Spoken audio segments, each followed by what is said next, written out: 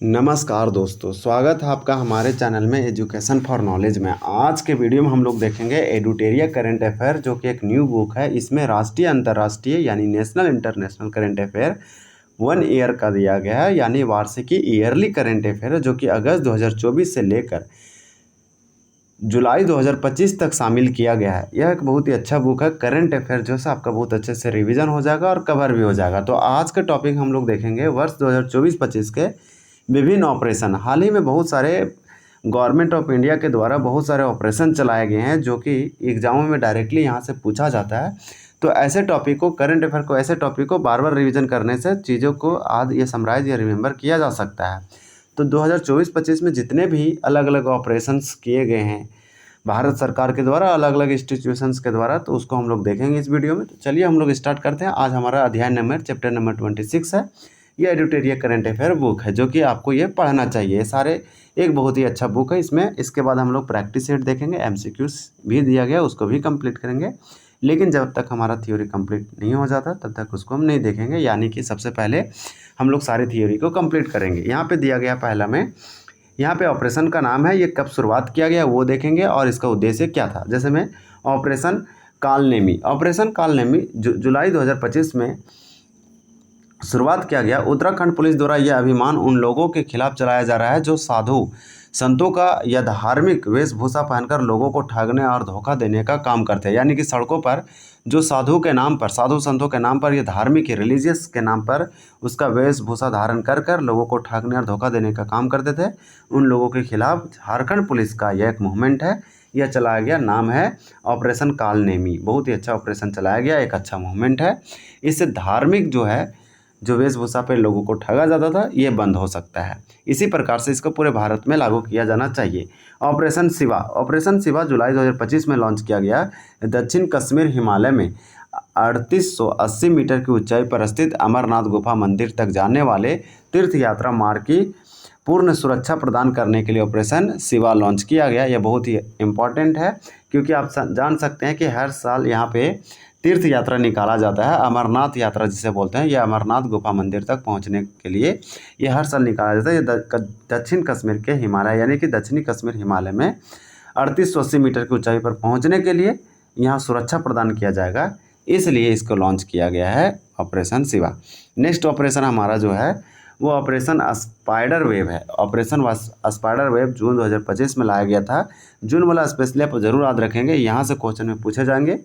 तो operation spider जो है 1 जून 2025 को यूक्रेन ने ऑपरेशन स्पाइडर वेव के तहत रूस पर अब तक का सबसे बड़ा ड्रोन हमला किया, जिसने रूस के कई सैन्य हवाई अड्डों को निशाना बनाया। तो बहुत ही इंपॉर्टेंट है, यानी कि यूक्रेन के द्वारा रूस पर हमला किया गया सबसे बड़ा ड्रोन हमला था। इस ऑपरेशन का नाम रखा ऑपरेशन स्पाइडर वेव। तो यूक्रेन के द्वारा लॉन्च किया गया ऑपरेशन स्पाइडर वेव। फिर दिया गया है ऑपरेशन मिडनाइट हैमर। तो मिडनाइट हैमर जो है ये जून 2025 में लाया गया। अमेरिका ने ऑपरेशन मिडनाइट हैमर के तहत B-2 स्प्रिट स्टील्थ बॉम्बर विमान से ईरान के 3 परमाणु ठिकानों पर हमला किया।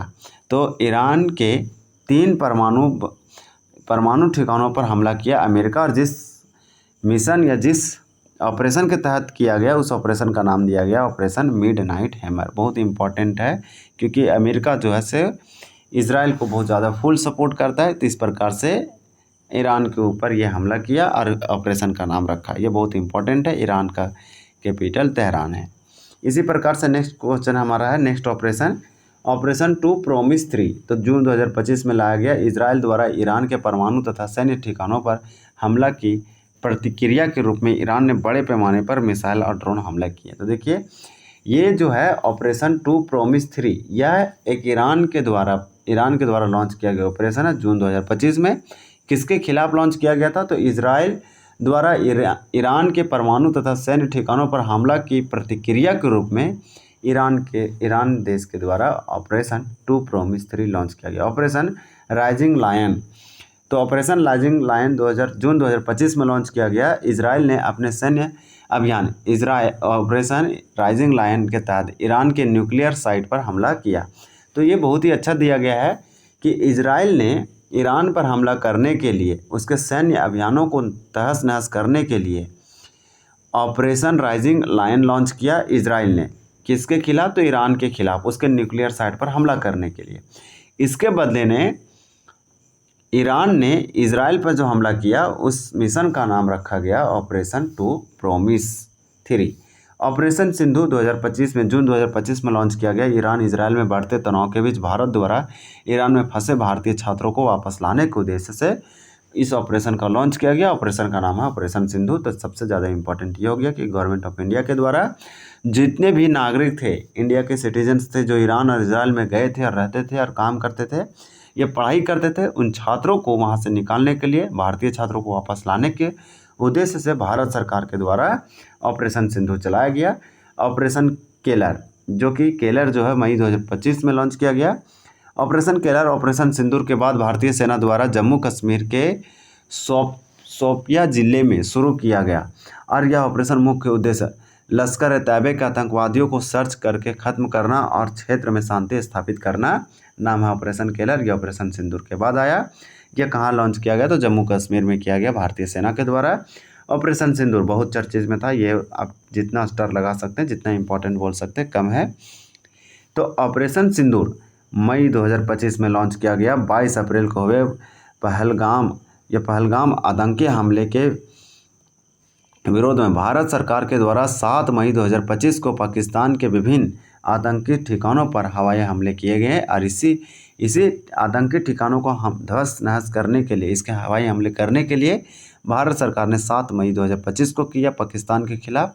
इसलिए इस ऑपरेशन के जिस मिशन के तहत किया गया, ऑपरेशन के तहत उसका नाम रखा गया सिंदूर।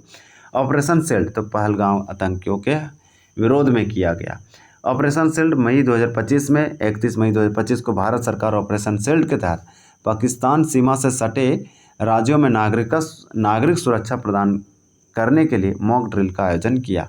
तो मॉक ड्रिल, ऑपरेशन शील्ड कुछ नहीं है, मॉक ड्रिल आयोजित करने के लिए एक ऑपरेशन लॉन्च किया गया जिस भारत सरकार के द्वारा किया गया मई 2025 में। इसका नाम रखा गया ऑपरेशन शील्ड। तो एक सुरक्षा कवच के जैसा लोगों को ट्रेनिंग देना था। ये पाकिस्तान सीमा से सटे राज्यों में ऐसा किया गया, लेकिन ये पूरे भारत में अनाउंस किया गया था, सारे स्टेटों। फिर दिया गया ऑपरेशन चक्र 5 कि मई 2025 में इसको भी लॉन्च किया गया। सीबीआई द्वारा चलाया गया एक अभियान है, नाम है ऑपरेशन चक्र 5। इसका उद्देश्य साइबर अपराधों, विशेषकर डिजिटल गिरफ्तारी घोटालों और उनसे जुड़े वित्तीय नेटवर्कों को ध्वस्त करना था। ऑपरेशन चक्र 5 ये मई 2025 में इसको लॉन्च किया गया। ऑपरेशन ब्रह्मा मार्च 2025 में लॉन्च किया गया। ऑपरेशन ब्रह्मा मार्च 2025 में भारत सरकार के द्वारा म्यांमार भूकंप पीड़ितों को चिकित्सा सहायता हेतु ऑपरेशन ब्रह्मा चलाया गया। तो ऑपरेशन ब्रह्मा म्यांमार के खिलाफ चलाया गया, या फिर आप बोल सकते हैं कि ऑपरेशन ब्रह्मा म्यांमार देश के लिए चलाया गया। भारत सरकार का एक ऑपरेशन ब्रह्मा। इस ऑपरेशन के तहत भारत सरकार म्यांमार भूकंप पीड़ित लोगों को चिकित्सा सहायता प्रदान करना था। इस ऑपरेशन के तहत हम लोग नेक्स्ट देखेंगे ऑपरेशन डेविल हंट। तो डेविल हंट जो है फरवरी 2025 में लॉन्च किया गया। आपको बता दें कि इस ऑपरेशन के तहत बांग्लादेश में शेख हसीना के हिंसक प्रदर्शन कर रहे समर्थकों को गिरफ्तार किया गया। तो शेख हसीना के हिंसक प्रदर्शन कर रहे समर्थकों को गिरफ्तार किया गया और ये बांग्लादेश के द्वारा चलाया गया। नाम है ऑपरेशन डेविल हंट। हालांकि शेख हसीना को देश छोड़ के भागना पड़ा। ऑपरेशन सर्द हवा जो कि जनवरी 2025 में लॉन्च किया गया। ये गणतंत्र दिवस से पहले सीमा सुरक्षा बल यानी BSF बॉर्डर सिक्योरिटी फोर्स ने संभावित घुसपैठी की कोशिशों को रोकने के लिए जैसलमेर में भारत पाकिस्तान सीमा पर इस ऑपरेशन को शुरू किया गया। तो भारत पाकिस्तान सीमा पर कहाँ? जैसलमेर में। ऑपरेशन सर्द हवा नाम है इस ऑपरेशन का। ऑपरेशन सद्भाव। ऑपरेशन सद्भाव पूछेगा किसके द्वारा चलाया जाता है? तो सीमा सुरक्षा बल राजस्थान में BSF के द्वारा। ऑपरेशन सद्भाव सितंबर 2024 में लॉन्च किया गया। ये भारत सरकार के टाइफून यागी से प्रभावित म्यांमार, लाओस, वियतनाम की मदद के लिए ऑपरेशन सद्भाव लॉन्च किया गया। तो इसका नाम है ऑपरेशन सद्भाव, जो कि ये वियतनाम, लाओस और म्यांमार में प्रभावित एक ऑपरेशन आया। ये टाइफून आया था यानी साइक्लोन चक्रवात आया था, नाम था यागी। तो इसी के लिए भारत सरकार ने लॉन्च किया ऑपरेशन सद्भाव। राहत सामग्री पहुंचाने के लिए भारत ने INS सतपुड़ा को म्यांमार और C-17 सैन्य विमान को लाओस और वियतनाम भेजा था। ऑपरेशन मर्यादा कि जो 2024 ये मई 2024 में लॉन्च किया गया। केदारनाथ धाम यात्रा को सुचारू संचालन के लिए उत्तराखंड पुलिस ने ऑपरेशन मर्यादा लॉन्च किया गया। तो उत्तराखंड सरकार के द्वारा यानी उत्तराखंड पुलिस के द्वारा लॉन्च किया गया एक ऑपरेशन था, ऑपरेशन मर्यादा, केदारनाथ धाम यात्रा से रिलेटेड है। ऑपरेशन बॉबी बकेट, तो ऑपरेशन बॉबी या बॉम्बी बकेट जो है ये अप्रैल 2024 में लॉन्च किया गया। उत्तराखंड के नैनीताल में जंगलों में लगी आग को बुझाने के लिए भारतीय वायुसेना के द्वारा ऑपरेशन बॉबी बकेट लॉन्च किया गया। फिर है ऑपरेशन राइजिंग सन। मार्च 2024 में 4 राज्यों में सोने की तस्करी एंड सिंडिकेट को उजागर करने के लिए राजस्व खुफिया निदेशालय ने ऑपरेशन राइजिंग सन को लॉन्च किया गया। नेक्स्ट हमारा दिया गया है ऑपरेशन कामधेनु।